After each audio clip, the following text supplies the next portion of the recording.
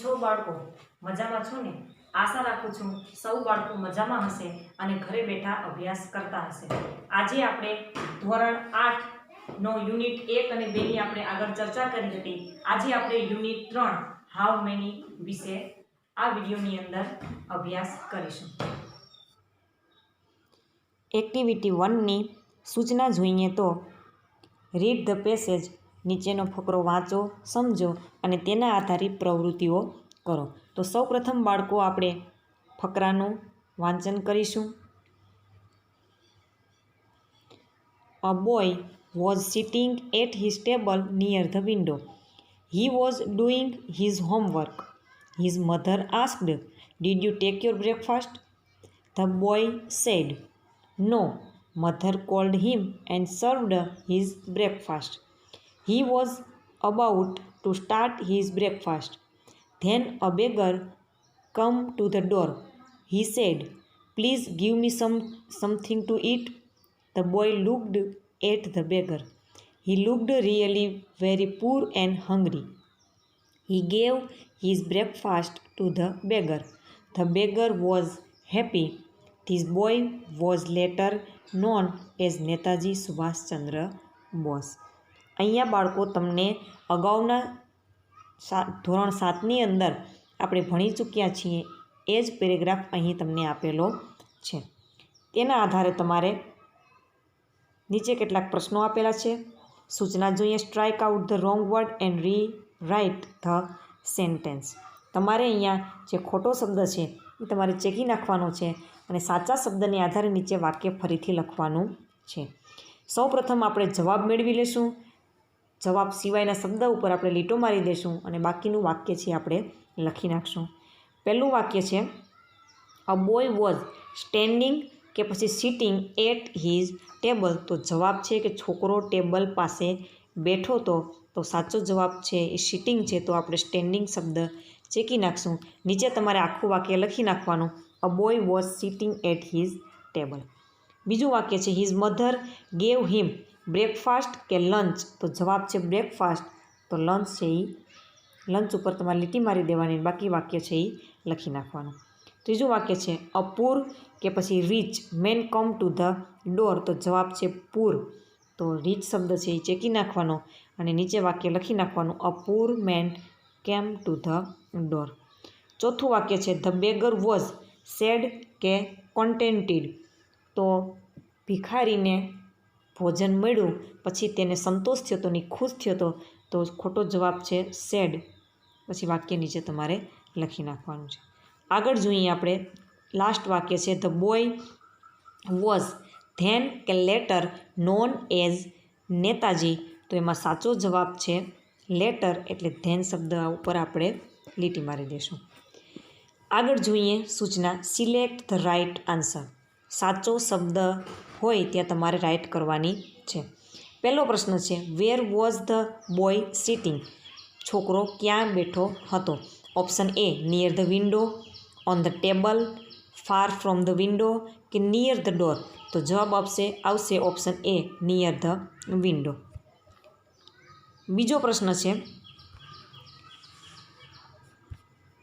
હુ સર્વડ. સર્વ એટલે પીરસવું, એનું ભૂતકાળનું રૂપ છે હુ સર્વ ધ બ્રેકફાસ્ટ. નાસ્તો કોણે પીરસો? His father, his mother, beggar કે નેતાજી. જવાબ આવશે હિઝ મધર. ત્રીજો પ્રશ્ન છે હુ આસ્ક્ડ ફોર ફૂડ.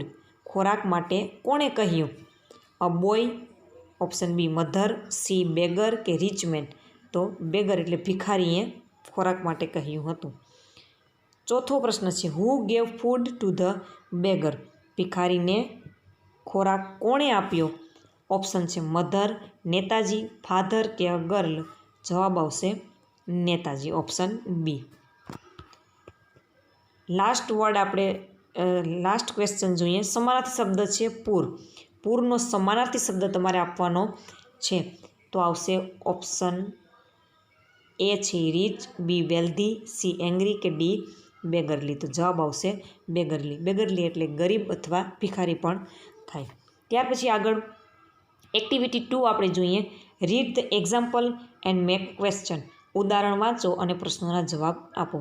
અહીંયા તમારે બાળકો WS ક્વેશ્ચન પહેલો છે હુ એટલે કોણ, વોટ એટલે શું, વેન એટલે ક્યારે અને વેર એટલે ક્યાં. આ 4 શબ્દોની સમજ મેળવવાની છે. ટૂંકમાં આપણે જોઈએ તો હુથી પ્રશ્ન પૂછાય ત્યારે જવાબમાં વ્યક્તિનું નામ આવે. વોટ એટલે શું ત્યારે જવાબમાં વસ્તુનું નામ હોઈ શકે. વેન એટલે ક્યારે એટલે સમય દર્શક છે અને વેર એટલે ક્યાં એ સ્થળ દર્શક છે. જોઈએ આપણે પહેલું એક્ઝામ્પલ. ભીમ બોટ સમ સ્મોલ લાડુઝ. પ્રશ્ન પૂછ્યો હુ બોટ સમ સ્મોલ લાડુઝ.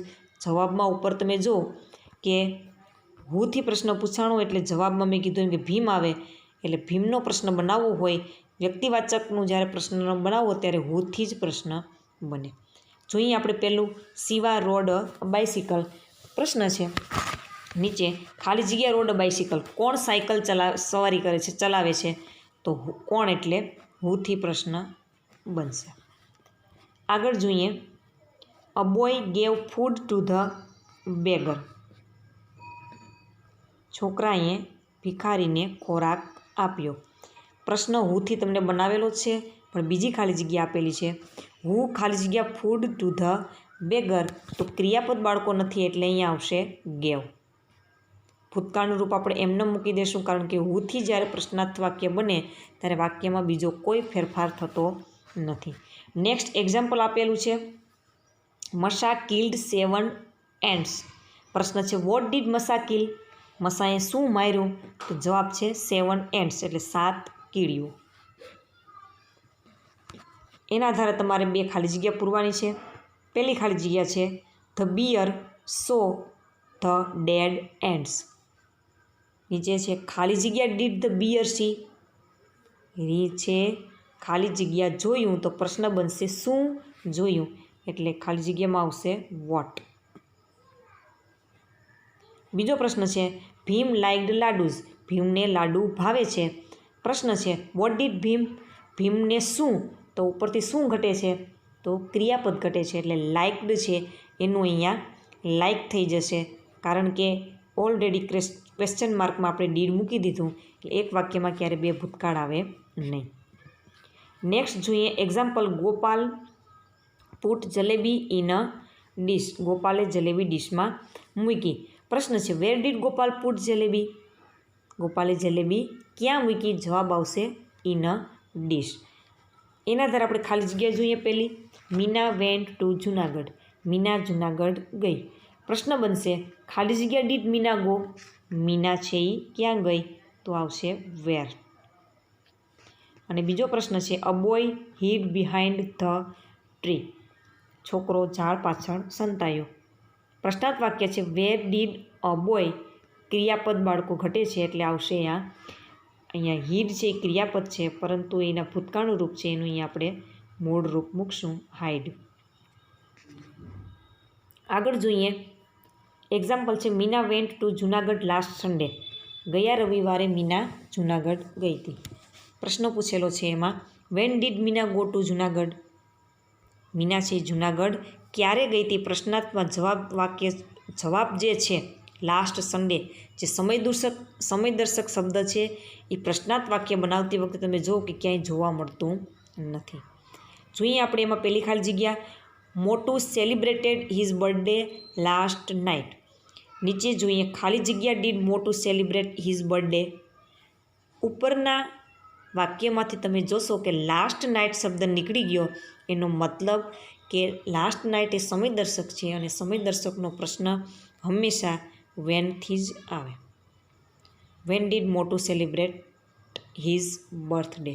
ખાસ કાળજી રાખવાની છે કે જ્યારે વાક્યમાં ડીડ આવ્યું ત્યારે તમે જોઈ શકો અહીંયા ભૂતકાળનું રૂપ છે અહીંયા મૂળરૂપ થયેલું જોવા મળે છે. ત્યાર પછી બીજું વાક્ય છે Gattu are jalebis on ate jalebis on Thursday. ગટ્ટુએ ગુરુવારે જલેબી ખાધી. પ્રશ્નાર્થ વાક્ય છે વેન ડીડ ગટ્ટુ ખાલી જગ્યા જલેબી. આવશે ક્રિયાપદ એટનું મૂળ રૂપ ઇટ.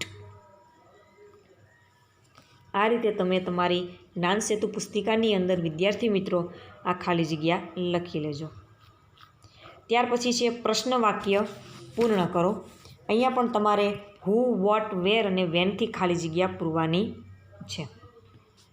તમને ટોટલ 8 ખાલી જગ્યા આપેલી છે. જોઈએ આપણે પહેલી ખાલી જગ્યા. ખાલી જગ્યા ઇઝ યોર ક્લાસ ટીચર. તમારા ક્લાસ ટીચર. તો પ્રશ્ન બનશે કોણ છે. તમારે પ્રશ્ન છે એ કોણ, શું, ક્યાં અને ક્યારેથી બનાવવાનું છે. એટલે અહીંયા કોણથી બને છે તો જવાબ આવશે હુ. બીજો પ્રશ્ન છે ખાલી જગ્યા do you it in mid day meal. તમે મધ્યાહન ભોજનમાં શું ખાધું. એટલે શું એટલે પ્રશ્ન બનશે વોટથી.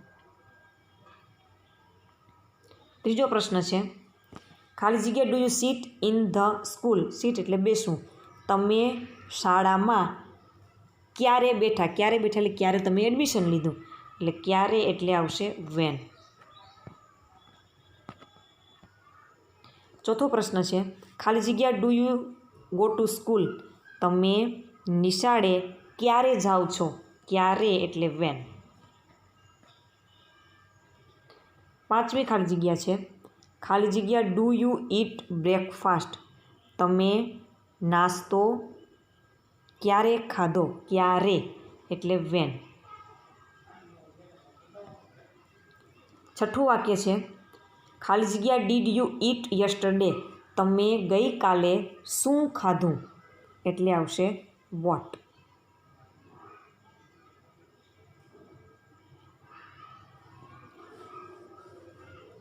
આગળની ખાલી જગ્યા જોઈએ આપણે સાતમી.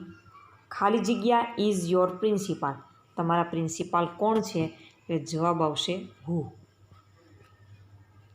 આઠમી ખાલી જગ્યા did you go last night. તમે ગઈ રાત્રે ક્યાં ગયા હતા. ક્યાં એટલે વેર. આ રીતે તમારે ખાલી જગ્યા છે એ તમારી જ્ઞાન સેતુ પુસ્તિકાની અંદર લખી લેવાની છે. ત્યારબાદ નેક્સ્ટ પ્રવૃત્તિ જોઈએ બોડી પાર્ટ્સ ક્રોસવર્ડ. તમને અહીંયા પ્રવૃત્તિ આપેલી છે જેમાં તમારે આડી ઊભી ચાવી આપેલી છે. ચિત્રના આધારે બોડી પાર્ટ્સ ઓળખી અને તેનો અંગ્રેજી શબ્દ તમારે લખવાનો છે. હું તમને અહીંયા બોડી પાર્ટ્સની બાજુમાં એનો અંગ્રેજી સ્પેલિંગ લખી દઉં છું. તમે જાતે છે આ બોક્સ પૂરું કરી લેજો. માનો કે પહેલો સ્પેલિંગ તમને આપેલો છે આર્મ. ત્રીજો છે અહીંયા પગનો છે એટલે ફીટ. FEET. તમને બાળકો પ્રશ્ન થશે કે પગને લેગ કહેવાય, પણ તમે અહીંયા જોઈ શકો કે ત્રીજું જે ખાનું છે એમાં તમને 4 ખાના આપેલા છે એટલે ફીટ આવશે. ચોથો છે એ હેર એટલે વાળ. ચોથી જે આડી ચાવી છે આડી ચાવી છે. એક મિનિટ, અહીંયા આડી ચાવી છે એટલે બાળકો આ જે મેં ઊભો લીટો કર્યો એ કેન્સલ થશે. અહીંયા ઉપર તમને ફીટ શબ્દ છે એ આડી લીટીમાં લખવાનો છે અને તમને ઓલરેડી F એમાં આપેલો જ છે. ત્યાર પછી આગળ આપણે જોઈએ 7મી અને 8મી અને 7 અને 8ની આડી ચાવીમાં આંખ છે એટલે આંખને કહેવાય EYEI એટલે આંખ. અને 8નો સ્પેલિંગ તમને હેન્ડ એટલે હાથ આપેલો છે. નેક્સ્ટ જોઈએ 10 છે. 10માં કાન છે એટલે કાનનો સ્પેલિંગ થશે EAR. ઇયર એટલે કાન.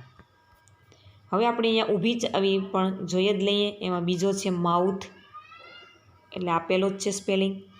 ત્યાર પછી ત્રીજો છે એ આંગળીનું ચિત્ર છે એટલે એનો સ્પેલિંગ ફિંગર એટલે આંગળી. FINGER.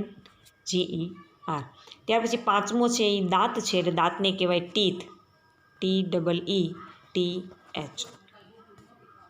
તમે તમારી જાતે અહીંયા ગોઠવી લેજો આડી ઊભી ચાવીમાં. 6થો છે એ હેડ એટલે માથું. HEAD. અને લાસ્ટ અહીંયા 9મો છે એ નાક. NECK. નેક એટલે નાક.